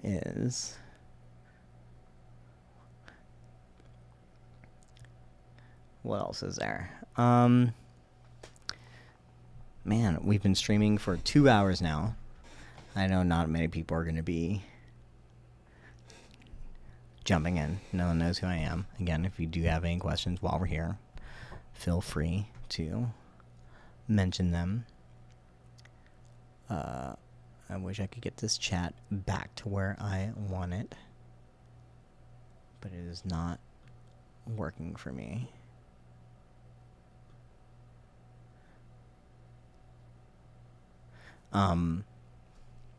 But yeah, this was super fun to work on. It's super fun to put it out into the world. The reason I'm doing this is because Corridor is a company that I've wanted to work with for a long time. It's so surreal that I am getting to work with Corridor, and I never would have expected that it would have been on this kind of project. In fact, I was originally hired as an editor. And to me, like, editing doesn't involve this VFX, compositing, or even animation. And to a certain extent, like, I'm like a, cut, structure, pacing kind of editor. And yeah, very much I thought I was going to be working on the vlogs a lot, or something like that, behind the scenes stuff. Maybe even the React videos. Super within my wheelhouse. I do a lot of podcasts myself, and added compositing and After Effects and things like that is not in my wheelhouse. So it was really weird being brought on it, but I learned a lot that I didn't expect to learn when I started. I would have, don't get me wrong, I would have loved to learn this stuff. Like, I'm glad that I have the ability to learn this stuff, and having a chance to work with their computers and things like that, which I haven't always had the access, to the GPU power and CPU power to even open After Effects. Now I do have a computer that can do some After Effects, but if I wanted to, but anytime I would normally open After Effects, it would just chug along. It would be super bad, and I just would want to close it as quickly as possible because my computer couldn't handle it. So I never had that ability, so it was really cool. I thought I was going to learn something. I was willing to learn more. I was willing to be in a position where, like, hey, I'll do some editing, and also, like, I want to learn more and, like, keep growing my skills. I didn't expect to get thrown into something that would just immediately require skills that I've never used, that I've maybe touched on, I've maybe learned a little bit, but never really had to, like, practically use them, and I used a lot of them here. And especially in a program, DaVinci, which is node-based, and also the Fusion, all that kind of stuff, that I just, getting thrown into that was kind of like getting thrown into the fire. Yeah, I don't think, it's hard to say. I love artists, I don't want to take away someone's job so that I can have a job per se, but I can imagine that, like, if you're actually going to do this on a professional level, and what Corridor Digital is doing, what we're proving is that in order to do this on a large scale, you need a team. You need more people who can keep track of it, more people that understand certain things. And it's, I empathize because I don't want to take away from artists. I think you can almost utilize artists more. I do understand how, again, with certain executives, with certain studios, with certain productions, that can be like a cost-cutting thing. And I don't like that. I think that if people are going to approach it that way, that sucks. I feel like what I wish we could see more of is artists taking these projects, right? Taking on projects of their own, maybe trying to figure out how they can bring to life their own animations. Like, not everyone's had the ability to animate. I know that they can. I know that there's more tools out there that have allowed people to animate easier. I mean, if I ever thought about animating whenever I was growing up, drawing and tracing and doing whatever, like, that would have been such a, like, hard ladder to climb, And this is still hard to do. And I know it's getting easier, and I know someday it's going to be, like, super easy to probably do something like this. What I love about it is that you get actual performances. I know we're creating an anime. We're trying to have an anime aesthetic. But, like, I'm thinking of shows like Undone. I was on Amazon Prime. That was completely rotoscoped. That's the most recent rotoscoped thing that I've seen.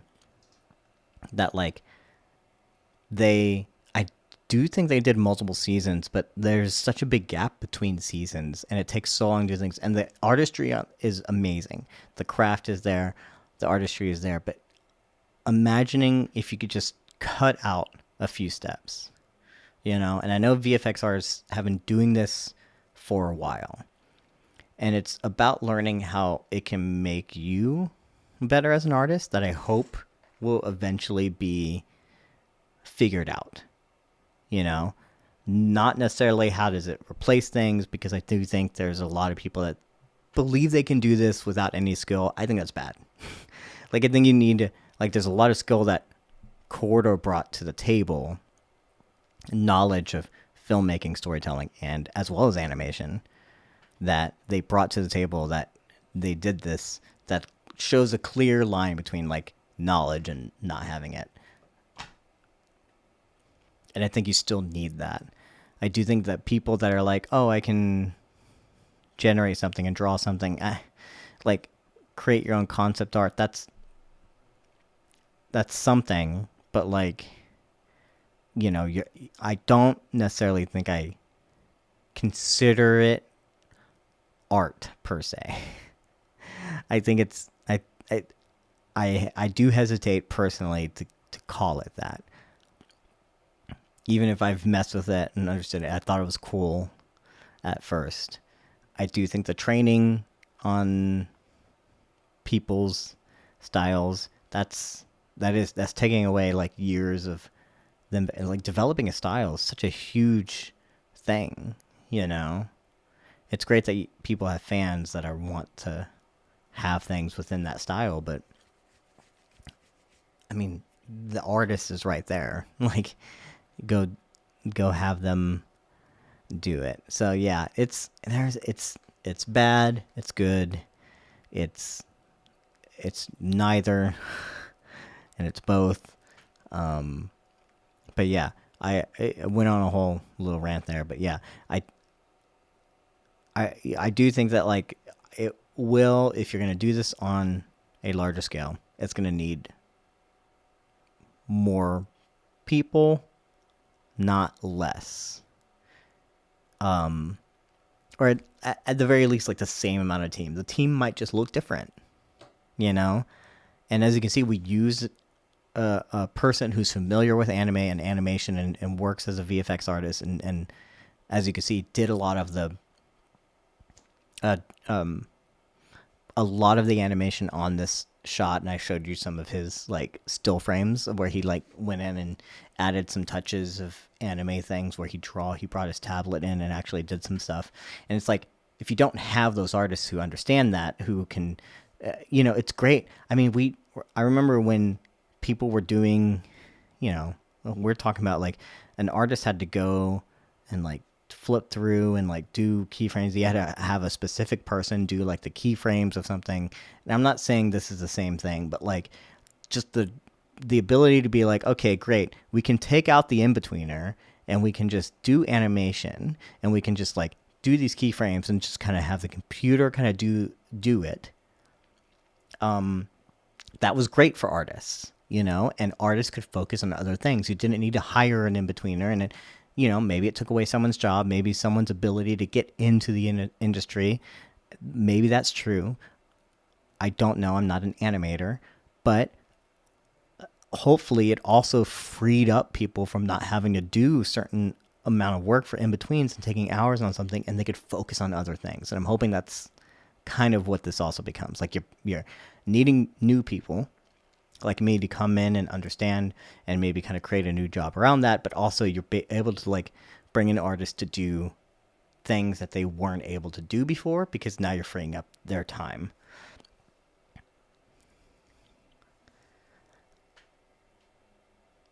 Yeah, animation is hundreds to draw in between frames.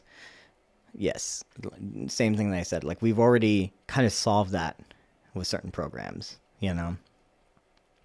This is kind of solving it, but also not. Listen, we're not even just talking about art. Generative AI, I don't want to get into, like, a whole thing. When we're talking about, like, machine learning, that's just a thing that, like, needs to be figured out in general. There could probably be problems with it. We've seen even with, like, ChatGPTs, like, saying things that are not true. I've tried to use it to do like coding, you know. I don't know anything about coding, and it tried to walk me through things, but it doesn't know anything. It's just really bad at it, and I would end up doing something that would be easier to, at some point, to like hire someone, you know. If maybe eventually it gets there, I guess great. I don't know. Like I've been, you know, building websites on my own. I don't have the money. I mean, I know not everyone has the ability to hire other people, you know, and can these kinds of things work in a proof of concept way? Can these things work and just to visualize something, even if you want to go for, you know, like, is it going to be the end all be all? Is it ever going to be that good? I don't know. To kind of be like a final product that everyone's using, whatever. I mean, if it does, then we're all like, it's, I guess we're going to be there eventually. We can't necessarily stop it. I'm not saying the same thing everyone says, like, well, if we don't do it, someone else is going to do it. That's not what I'm saying. You know, I just do think it's hard to stop society from quote unquote progressing, you know. And if this came out of nowhere and this just happened, there's probably a lot of regulation that needs to happen and a lot of things that we need to figure out in terms of like what its capabilities are and how we look at it, in the same way that like people are unionizing, and we got to figure out like what we are okay with, what we're not okay with, because we want to continue making a living. And it's the people, the bad actors are the people who are like, I just don't want to pay people. You know, that's where the problem comes in, you know, and we're not going to, like, those people are not the ones I want to encourage. If we have to regulate AI or whatever so that doesn't happen, great. But like at the same time, there's something about these tools that are showing such a possibility for other things that I think it is ultimately progressing towards a thing. I mean, art was already saturated. VFX is already becoming super saturated. We're using it more and more. It's almost better to like get to a point where we're like, okay, great. What are people worth now? And how do we figure out, like, you know, there's not a single industry that is ever going to be future-proof, unfortunately. The only industry, personally, the reason why I'm in it, that I believe is future-proof is filmmaking. And that is going to be the thing that, like, you're not ever going to be able to, like, take away. Ultimately, the people's want and ability to make, I guess, quote-unquote, content. Films, movies, TV shows, whatever. That's a future-proof industry. It requires teams of people. Those teams are not changing. Maybe if they do get smaller at some point, they're still going to be large in the grand scheme of it. You still need people to do that. And no matter how much people try and be like, well, we can just have an AI write or an AI do whatever and get rid of actors and all that kind of stuff, which is stupid. Why would you want to do that? But people are. Even if that things kind of go that route, I don't think it's going to be accepted in that way. It's never going to be like good enough. We love movies and films and TV shows where we get to interact with people at the end of the day. But whether it's like behind the scenes or like understanding that there was like artistry to it, there was people. We don't want to be like watching something and be great. Oh, that AI movie was like amazing. Now there's no conversation to be had because there was no decision making that went into it. Like, are we going to talk to an AI about like whatever? Marketing is so much. It's like half of the budget of a movie. Like, and you need people to market. So how are you going to? How you can't replace. That's why I'm in filmmaking. I think that's future proof. Every other job, to a certain extent, I think is unfortunately going to be overtaken by some sort of technology. Unfortunately, when something is already so saturated and valued, like so low. As I follow so many artists, and like you can't. Not everyone can have their own show. Like I follow so many writers. Just using writing in context, I follow so many writers. Not everyone's gonna get a script made. Not everyone's gonna get their book written. Like it's oversaturated with ideas and books. You go to the bookstore, you see so many books. Someone painstakingly went through that.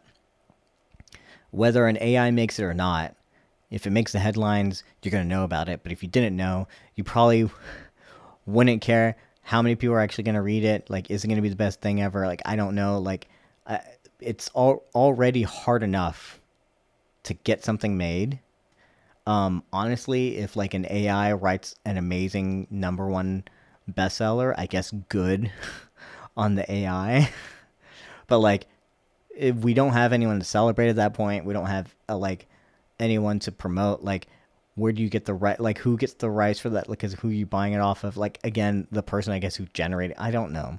It's just so weird. Like, it's already hard enough to get something made in it oversaturated markets. I don't think it's going to change. This is almost just kind of like magnifying the problems that were already there, not necessarily accelerating it, I think. Because I think we will step back and we'll learn more value, and hopefully people will be compensated better, but we'll see. Who knows?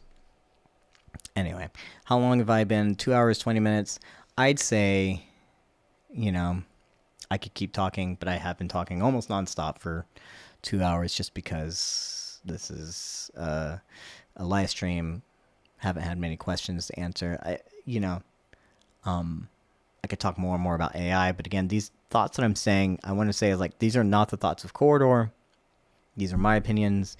These are not the thoughts of, I'm not necessarily too affected by a lot of these things, though I am, like, as an actor and a writer, can see how these things I don't, to a certain extent, are problematic. But in this sense, I can't talk for artists, and I can't talk for people within the art realm, so I can only say like my certain pieces there, and hopefully it's well thought out. My opinions are kind of a little bit understood what I was saying, but at the very least, not the opinions of Corridor, and you're gonna have to ask them what they think.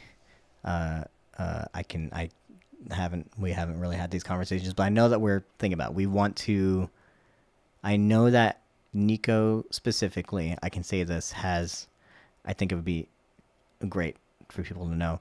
He said, like, if you see something that you don't like or whatever, if we're going in a direction that feels like inauthentic or whatever, like he's mindful of it and he wants to know, He's not just taking things and saying screw artists, things like that. We're also trying to realize our own dreams here, and we're trying to also get paid to a certain extent, and we're trying to make good content. We're trying to understand like what the technology even is. We don't understand it any more than a lot of other people do. There's probably people out there that understand it even better, but the best way that we can understand it is to use it, I guess. And that's what's happening. So yeah, I am so thankful for the few people that came and joined, and this live stream is going to be up, so I don't know if people find this later, after the fact, whatever. Hopefully I can be in the Corridor office soon. I do not know at this point. Hopefully for anime Rock Paper Scissors 3 or probably other projects. I know it's there's some downtime, maybe some other things getting picked up, who knows. But at the very least, I hope I can be in the office again soon. Hope I can work on something else. It doesn't necessarily need to be anime related, but if it is, then great. We're in the anime world now, and in the meantime, feel free to follow. You can see my Insta, my Twitter, now known as X. It's Twitter. And then my website. If you go down to the description, you also will find a link to my personal Discord, where I'm more than happy to just answer questions, engage, do whatever, or just hang out. Feel free to do that. I also do a podcast where I talk about content with my partner, and we just got through Star Trek Strange New Worlds, and I think we're going to move on to Ahsoka 2 weeks from now, which hopefully be a lot of fun. If you're interested in what else we talked about, we've done The Last of Us and we've done Yellow Jackets. I will say neither of us were pretty high on Yellow Jackets, and Star Trek, to a certain extent, we had some criticisms of the latest Strange New Worlds thing. But you can go listen to that, watch it, if you are interested, and then just send us your thoughts and comments, because I know that we can be very opinionated, and sometimes other people feel differently. But The Last of Us, really good discussions there, really good show. Go listen to that. Can't wait till the next season comes out, maybe after the strikes in 2 years or something. But yeah, please go subscribe to the podcast if you're into listening to people talk about content. Obviously, I can talk for a while. I mean, I have to fill the space. But I'm glad y'all joined us. Glad to hear. I'm glad you found this in whatever way you did, and I hope that I can do more of these. I can do more behind the scenes, and I can answer questions, and I can actually be as informative and educational as possible. Again, with the limited experience that I have, but it's there. In the meantime, thank you for joining, and hope to see you next time on the channel. Catch you later.